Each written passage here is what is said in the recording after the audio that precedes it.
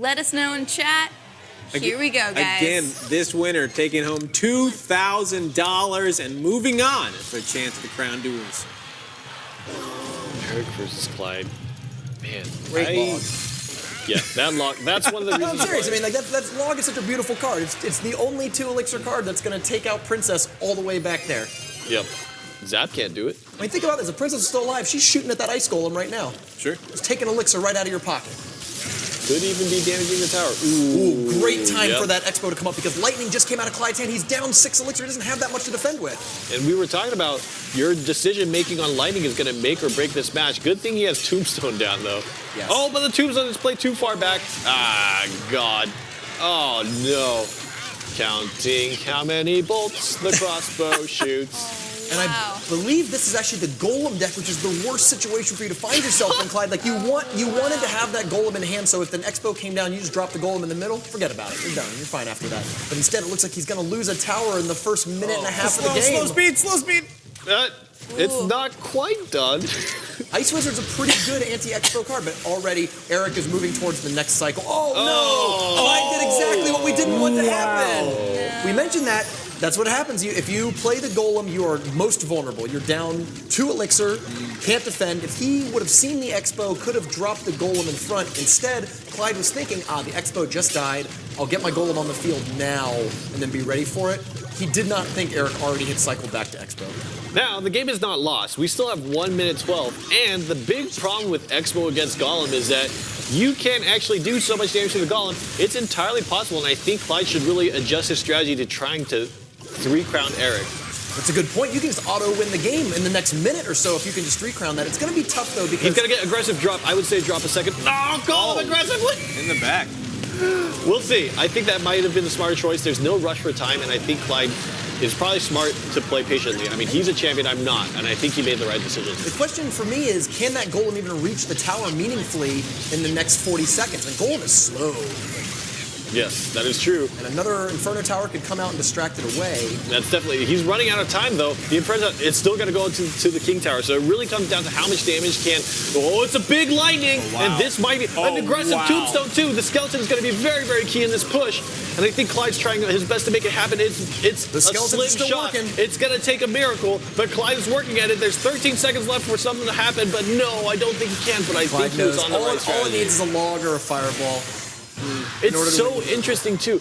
I wonder if Clyde had been able to set that up somehow on the left side, which again, because of my mediocre lesson on drop zone advantage, you can't. That was not mediocre. You can't exactly emulate that situation. But if you look at the damage that he did to the King Tower, it's 2,000 damage plus. That could have very likely, if I don't know, the game would have to be so different. But I see a world where Clyde could have done the same thing, perhaps on that left side tower, and even the game up. I think because of the Inferno Tower, it was actually smarter for Clyde to just pass on it, because here's the thing, 8 elixir, you can't support that Golem with anything, and the Golem doesn't do that much damage. Yes. If you drop Golem in the middle there into that Inferno Tower could reasonably kill both Golems, and then you're in real trouble. And even if the Golem does get free, the Golem's not the thing 3-crowning, it's the archers behind it, it's the skeletons behind that. I think he was smart to try to build up that big push, but Erick correctly identified the situation. Don't be aggressive, don't be crazy. Let's just put everything on defense and hold it off.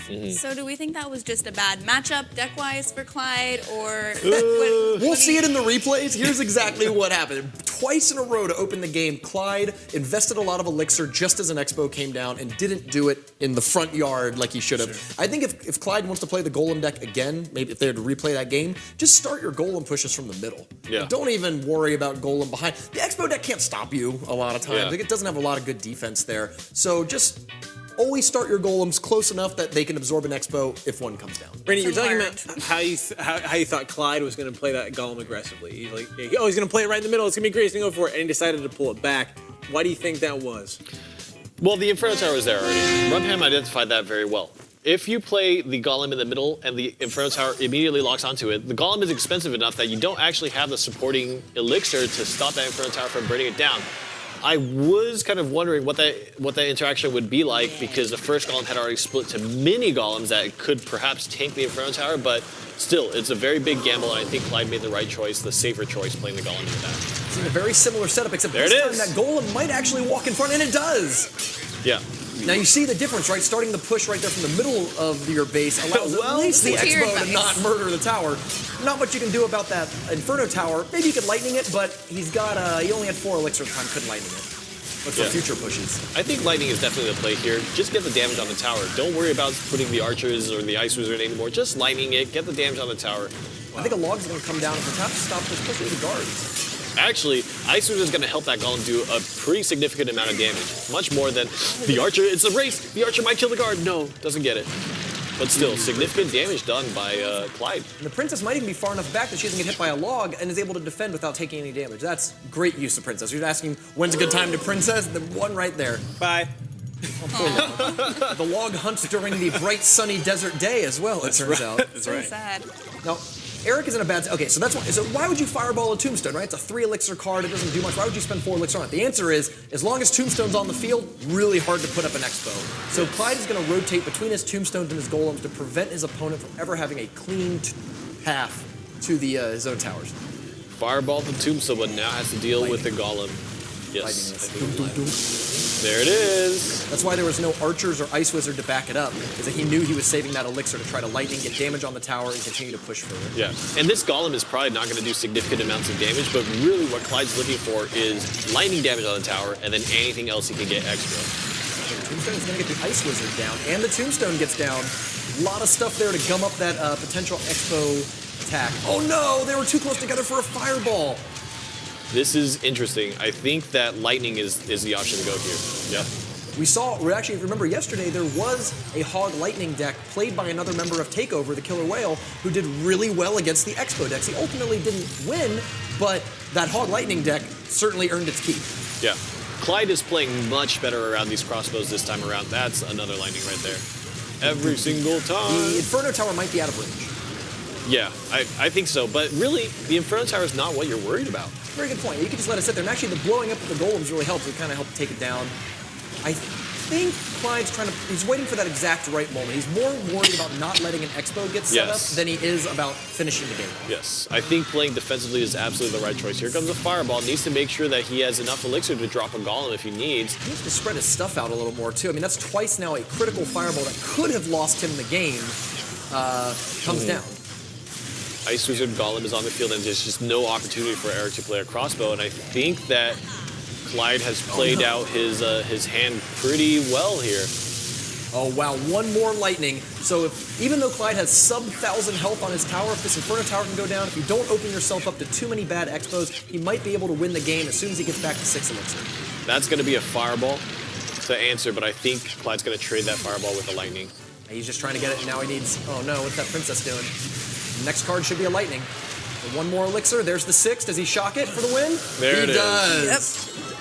That's a much cleaner win, and that's how you would normally expect that matchup to Yes. go, as opposed to in the first match, Clyde really maybe not super focused on the Expo matchup and played some classic mistakes that Eric very, very clearly identified and punished Clyde on. Right. Were those the same decks that we saw I before? believe Yes. so. Rematch, total rematch. Well, yeah, total Okay. rematch. So both of them have one win with each deck, but normally a win means you can't play the deck for the rest of the round. So we're playing best of 5. They each get one more win with each deck. So actually, 1-1, we're kind of starting that best of 3 right now Yeah. with only one win Yeah, for that's a each. good way to look at it. Yes. What was different from the first game to the second? It was a big difference.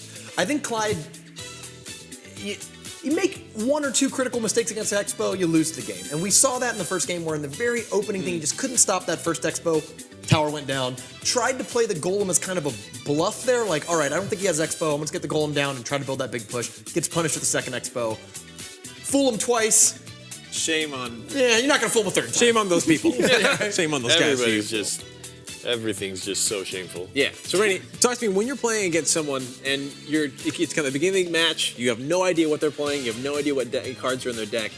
How much of the first minute of the game, first 30 seconds, what's the time frame that you are trying to figure out your opponent versus you're executing your strategy? You are playing cards intentionally to test your opponent, right?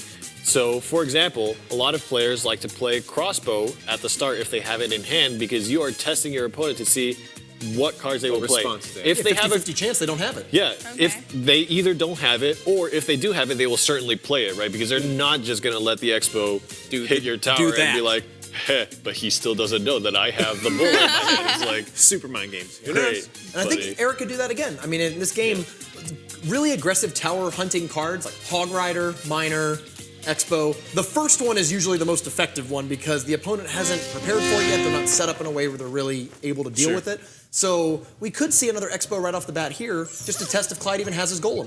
Let's see. All right. Ice Spirit hops onto the tower. And Princess survives for a little longer, but I think it's not long until we see the log rolling in, taking down that Princess. Might even hit those sad archers as well. Mega Minion moves across as the Fireball takes down the Tombstone. I really wish Clyde would adapt here. I mean, he's falling into the same pattern of playing too many things close together. Oh no, it's a little too far back. That's going to lock onto the tower.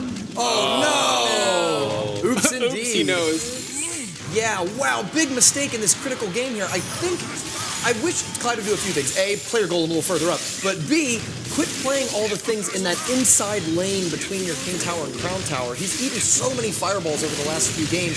Just play the archers in the upper right corner or something like that instead. Opts to zap the Inferno Tower rather than use Lightning, and I think that was one of the big things that was helping Clyde win the previous game, was making sure that he stayed on top of his elixir management, had enough for lightning the Inferno Tower, the crossbow, and the tower. I think the little bit of timing, I might also say for Clyde, just cut your losses, don't play any other cards other than your Golem, and just lightning the Expo and the tower, and then let that retarget onto your Golem, and then play out from there. Yeah, I'm not exactly sure why Clyde is being... Like, I get why he's being really cautious and playing the Golem. He doesn't want to get blown out by an Expo, but why even be so cautious as to play it that far back, right?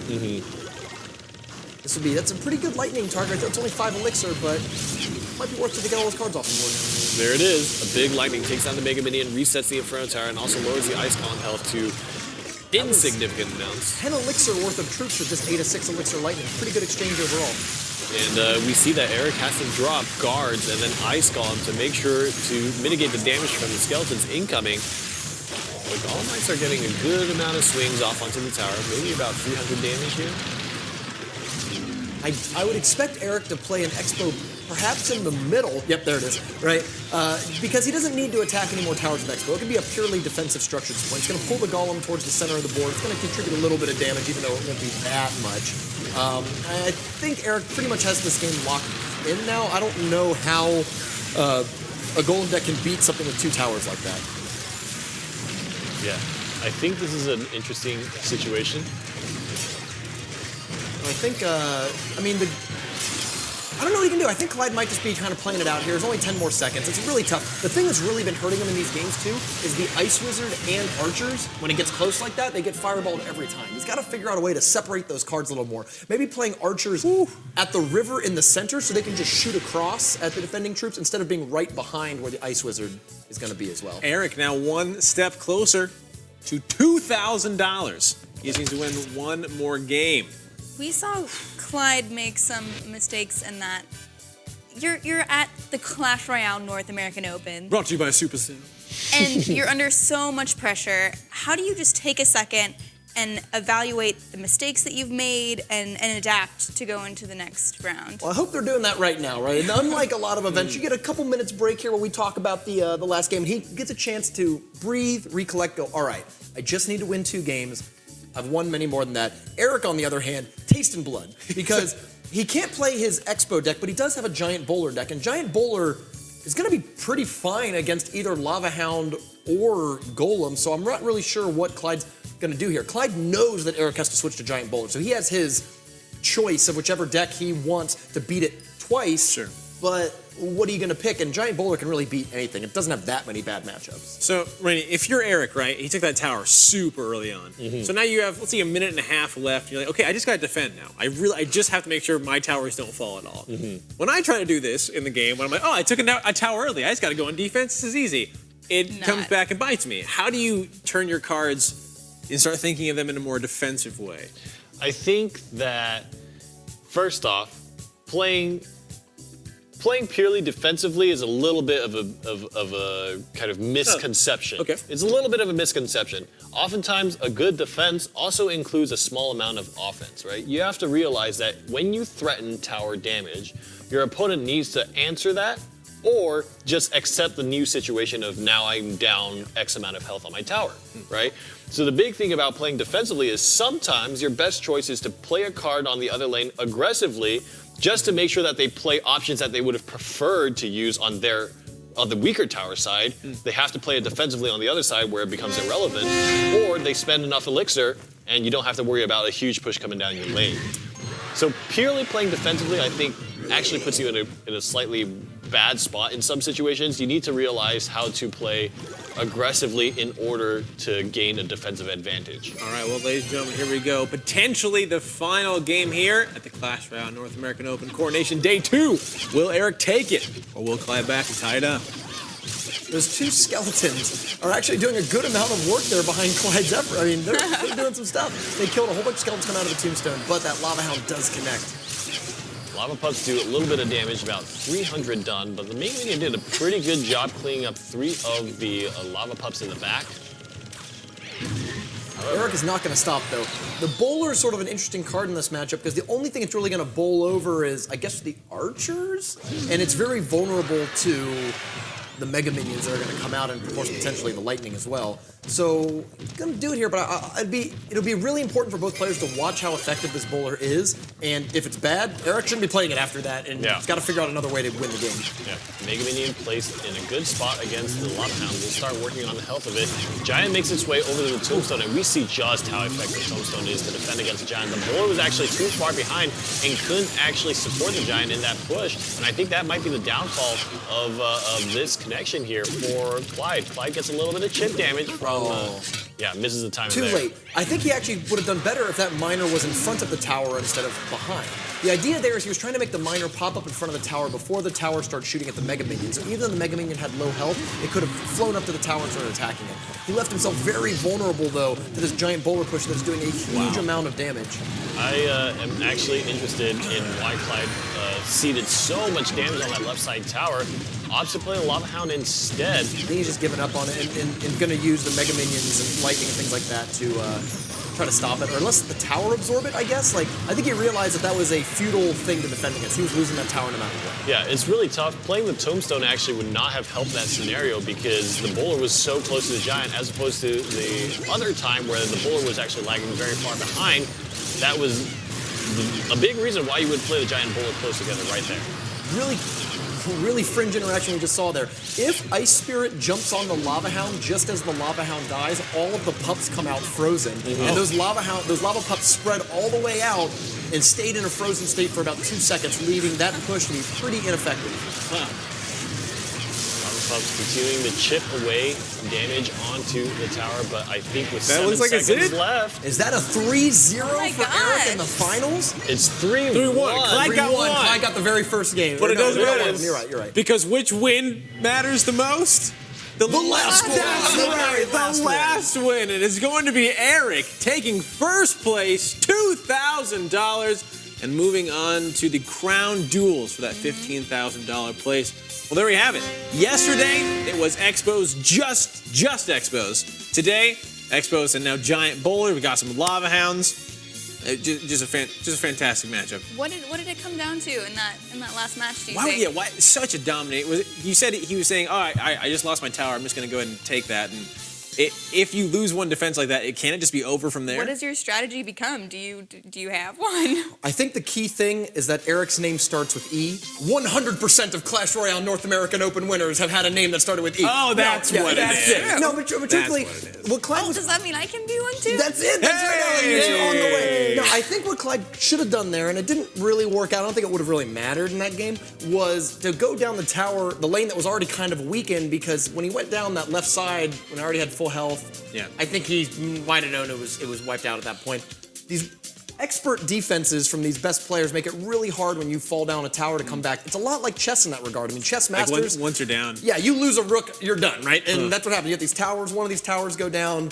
Very, very tough to recover. The Expo was such a key component to Erick's victory, and I think that just Clyde's folly in playing the Golem just not in the exact spot that he needed to hurt him way too much in this series. I don't want to take anything away from Erick, because Erick absolutely won this series with stellar play, but I think there was a lot of games that Clyde gave away. I mean, I could think of at least 2 of the games that Erick won where Clyde made fatal mistakes that if he had done it differently, who knows how the game would turn out. Maybe he would have lost anyways, but he definitely lost it when the Expo locks onto the tower. Yeah, I mean, just look at how much damage. The thing is, too, the Golem is so slow. Slower than anything you would ever imagine. I mean, the Giant looks like Sonic compared to And it doesn't do that much damage against the towers. So even if it does get up to the Expo, it's kind of just like nudging it with its nose and not being really threatening. This giant bowler here was, I mean, unreal. If you look at the elixir, even as that 10 elixir push is mashing on the tower, Clyde still didn't have 10 elixir. Yes. Right? He was so far behind at that point. Yeah. All right. Well, again, before we go ahead and crown our champion, Rainey, Rumham, let's go ahead and pull up the brackets of today just to look at the story. Totally different from yesterday. It's so different. Because yesterday, again, tons of expos, all expos. Expo. Today, we got some expos, we got some bowlers, we got some lava hounds, so. I think what we saw was a lot of cards that were really good against Expo. I mean, the Golem was out there, the Giants were in force. It's good job for Erick for still recognizing that Expo is a very powerful deck and winning with it as one of his 2 decks, but the field was far more diverse because people were not willing to go down to Expo that easy. Walk us through the story of tonight. Let's follow. I mean, really, Erick to me is a standout performer in today's Clash Royale North American Open. Lozano had the Hog Rider matchup, and Erick absolutely demolished it. And I think that is just picking the right decks, playing the game in what he understands to be the most effective manner. Crossbow and Giant Bull are definitely great choices, and Lozano felt the full force of that. Trainer Rubens had a very unique deck coming into this, but in double deck format, I think you really need to back up your deck choice if it's going to be really, really unique in that manner. Similar to how Trainer Rubens defeated Darth Jar Jar, Trainer Rubens then gets a piece of his own kind of sandwich. Piece of his own sandwich. A piece of his own sandwich. I love that. I mean, Great. shout out though to Erick and Goose, the only people to actually 2-0 sweep any of the matches. And of course, Yeah. shout out to Clan Takeover for having 2 members. And a 3 crown tonight. And a 3 crown, you're right. Crown. Goose, come back. Yeah. I like to say your name. That's right. That's right. So not only is Erick taking home $2,000 and a trip to the Crown Jewels, but his name will go down in Clash history. So if you want to be like Erick, go to ClashRoyaleOpen.com and make sure you sign up for our next Opens and coronation. You could get into the coronation That's day, right. which You is what is happening right now. Yeah, you guys could be here. Our next coronation day is going to be Wednesday, the 26th. You guys make sure you come back and watch some amazing duels. And if you want to be a part of them, be a part of them. We have 14 more of these to do before we then go on to the arena battles. And so if you guys want a chance at $2,000 and then moving on for $15,000, go to Supercell HQ. Go ahead and sign up when you guys could be a part of that. But enough of that, guys. It is now time for our second coronation. It's time to crown our champion. Today, it was Erick. Erick showing that the Expo is still powerful, but that you don't just need an Expo. Erick showing that a bowler can be just as effective in those situations. Erick showing that he should be the clan leader right now. Erick, this one's for you. Ella, would you do the honors? Here we go, Erick.